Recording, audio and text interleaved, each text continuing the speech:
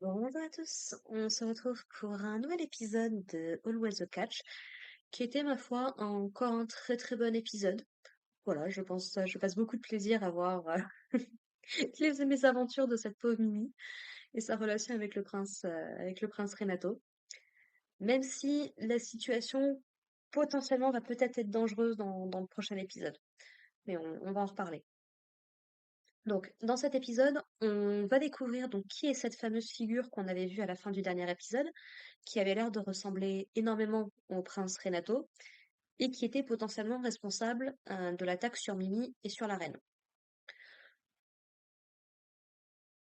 Alors sur le coup, son nom m'échappe complètement, c'est terrible, mais en gros, donc c'est un cousin ou un oncle de Renato, je sais honnêtement plus très très bien, et en gros, donc, il fait une certaine fixette sur Mimi, donc sachant que si je dis que c'est un oncle ou un cousin, c'est parce qu'il est effectivement beaucoup plus vieux que ce qu'il apparaît, il a facilement la trentaine, je crois, alors que Mimi et Renato, ils ont même pas 20 ans, quoi.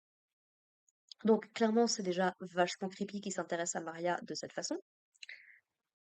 Et donc du coup, voilà, on va le voir pendant une bonne partie de l'épisode en train d'entretenir des discussions plus ou moins sympathiques avec Mimi. Donc voilà, il essaye un petit peu d'attirer son attention, de s'attirer son affection également. Mais Mimi, elle est complètement réfractaire. C'est pas du tout son type d'homme, si on peut dire ça comme ça. Et du coup, donc, elle rejette toutes ses avances, sans trop de difficultés, d'autant qu'elle sait se défendre, donc si c'était vraiment un danger, elle pourrait s'en débarrasser. Et voilà, donc elle le rencontre au palais alors qu'il est en train alors qu'elle est en train de partir après avoir sauvé la reine. Il va également venir la voir dans son école, alors parce qu'apparemment il avait une réunion, mais du coup il en a profité pour aller voir Mimi. Et du coup, d'une certaine façon, en fait, ce mec-là lui rappelle un petit peu son petit frère, de par son comportement. Et donc ça l'amuse, lui, ça l'amuse un petit peu. Et voilà, ça montre aussi que Mimi n'a aucune velléité romantique ou quoi que ce soit par rapport à ce mec-là. Et c'est une excellente chose pour le coup. Donc voilà. Et le gros de l'épisode va quand même être concentré sur le fait que donc Mimi doit partir assez récemment, parce qu'elle doit rentrer un petit peu dans sa famille pour annoncer notamment ses fiançailles, puis pour prendre un petit peu des nouvelles de tout le monde. Sauf que le problème, c'est que bah, apparemment, depuis quelque temps, il y a des attaques de bandits sur la route. Et donc, du coup, ça met forcément Mimi en danger, chose que le prince Renato aimerait, dans la mesure du possible, éviter au maximum. Malheureusement, voilà, on peut pas tout avoir non plus. Et donc, du coup, avec son majordome, donc ils vont commencer à entraîner un petit peu Mimi sur le chemin qu'elle doit prendre, parce qu'en fait, on découvre que c'est le seul chemin qui va jusqu'au royaume de Mimi, donc elle n'a pas le choix, elle est obligée de passer par là. Donc forcément, si quelqu'un lui en veut, notamment parce qu'elle va épouser le prince Renato, ce serait la meilleure façon de se débarrasser d'elle. Mimi sait se défendre, mais quand même. Et donc, du coup, voilà, on a le majordome, du coup, qui essaye de lui faire la liste de tous les trucs qu'elle doit retenir et auxquels elle doit faire attention. Sauf que, bah, du coup, elle a tellement de responsabilités maintenant qu'elle est devenue la fiancée du prince, en plus de tous ses cours et autres, notamment au niveau de l'étiquette, elle a plein de choses à apprendre, que, bah, du coup, en fait, elle a pas énormément de temps pour elle, et notamment, elle dort pas forcément super bien. Et donc, du coup, elle s'endort à moitié pendant les explications du majordome. On a le prince Renato, bon, qui essaye une dernière fois de la convaincre de rester, ou en tout cas de pas rester trop longtemps là-bas. Et alors, apparemment, elle a accepté, finalement, d'y rester qu'une nuit. Parce que la dernière fois, elle était en mode, bah ouais, non, mais je vais pas y rester qu'une nuit quand même, que ça fait. Il y a quand même 6 jours aller-retour, hein. Donc, apparemment, elle aurait accepté. On sent bien que le prince Renato, elle va lui manquer énormément pendant qu'elle sera pas là. Mais voilà, ils ont des petites interactions plutôt mignonnes, plutôt choupies, notamment sur le fait que sa mère n'arrêtait pas de parler de Mimi, qu'elle essayait d'être entre guillemets subtile par rapport à ça. Et en fait, elle voulait absolument savoir comment Mimi utilisait les arts martiaux, mais du coup, elle était trop mal à l'aise pour lui demander directement. C'est ce qui lui a donné cette apparence très stricte et très sévère, alors qu'en fait, c'est une fangirl.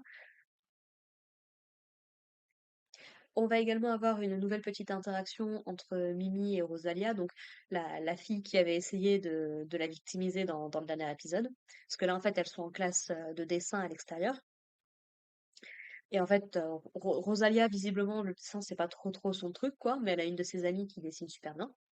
Et donc voilà, elle va encore essayer un petit peu de se moquer ou de prendre, d'avoir l'avantage sur Mimi.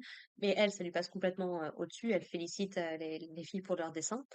Et quand elle leur montre leur dessin, on voit notamment que c'est un style particulier, dira-t-on. C'est un style un petit peu particulier, mais qui convient bien à Mimi, en soi. Ça lui va plutôt bien. Et donc voilà, et puis c'est justement là, à ce moment-là, qu'il y avait l'oncle ou le cousin là qui était venu.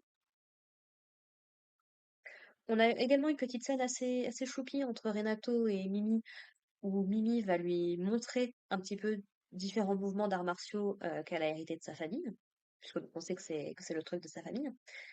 Et voilà, donc elle lui en montre quelques mouvements qui montrent qu'elle sait se défendre, hein, qu'elle aura besoin de personne. Et du coup, le prince Renato lui dit: «Ah ouais, mais tu m'as pas montré tel ou tel mouvement.» Elle lui dit: «Ah, je suis désolée, c'est un secret, c'est impossible, on pourra rien faire d'autre.» Et on va avoir du coup Mimi qui va parler un petit peu de son expérience avec son père, sur le fait, donc on le sait que c'est la plus jeune des filles et que donc c'est pour ça qu'elle a été entraînée dans les arts martiaux, c'est parce qu'elle était déjà suffisamment compétente à la base, comparée à ses sœurs, et que c'est pour ça qu'elle était censée être l'héritière, mais que maintenant, donc elle a un petit frère qui est né, donc c'est lui qui va hériter de tout ça. Et en fait, bah, Mimi, elle est contente, parce que du coup, voilà, elle tenait pas particulièrement à devenir l'héritière, c'est plus, bah, c'était comme ça, donc j'ai accepté. Mais elle, se marier ou autre ne la dérangerait pas du tout. Et en fait, elle et son père, ils ont un petit peu du mal à s'adapter à cette nouvelle dynamique. Parce que jusqu'ici, donc c'était lui qui prenait beaucoup de temps pour l'entraîner, pour lui apprendre les différents mouvements. Notamment, on voit un moment quand elle était petite, il y a un arbre qui a failli lui tomber dessus et son père lui a sauvé la vie. Sauf que bah du coup, maintenant qu'il a un fils, bah, c'est le fils qu'il est censé entraîner. Sauf que du coup, bah forcément, il a des petits lapsus, quoi. Il appelle parfois son petit frère par le nom de sa fille, parce qu'il avait tellement l'habitude, en fait, d'aller la chercher pour aller s'entraîner. Et Mimi, de son côté, bah, elle se sent un petit peu mal parce que elle adore son frère, elle adore sa famille, il n'y a pas de problème. Mais du coup, cette nouvelle situation a créé une certaine distance entre eux. Elle a l'impression que son père, notamment, l'évite, probablement pour pas faire de gaffe. Et donc, du coup, ouais, cette relation particulière qu'elle avait avec son père lui manque un petit peu, quelque part. Et on a Renato, du coup, qui la conforte tranquillement par rapport à tout ça. Voilà. Et puis l'épisode se termine avec Mimi, du coup, qui fait ses au revoir à Ada et à son père, un petit peu en miroir du premier épisode, du coup, qui, du coup, prend la route pour rentrer chez elle, qui promet de revenir. Et du coup, ça va être toute la question, c'est est-ce que Mimi va être mise en danger dans le prochain épisode? Est-ce qu'elle va s'en sortir globalement assez facilement? Voilà, on verra bien ce que le reste de la série nous réserve. Je suis désolée si ma review est un peu plus courte que d'habitude et si je suis pas aussi précise que ce que j'ai pu être par le passé. Je suis un petit peu fatiguée, donc je vais un petit peu à l'essentiel, je suis désolée. Mais ça ira mieux pour le prochain épisode, vous inquiétez pas. Voilà, voilà. Bah écoutez, n'hésitez pas à me dire ce que vous en avez pensé vous, dans les commentaires et on se retrouve la semaine prochaine, oui c'est ça, pour parler de l'épisode 5. Et en attendant, écoutez, portez-vous bien, prenez soin de vous, prenez soin de vos proches et puis à la prochaine. Allez, bye les gens.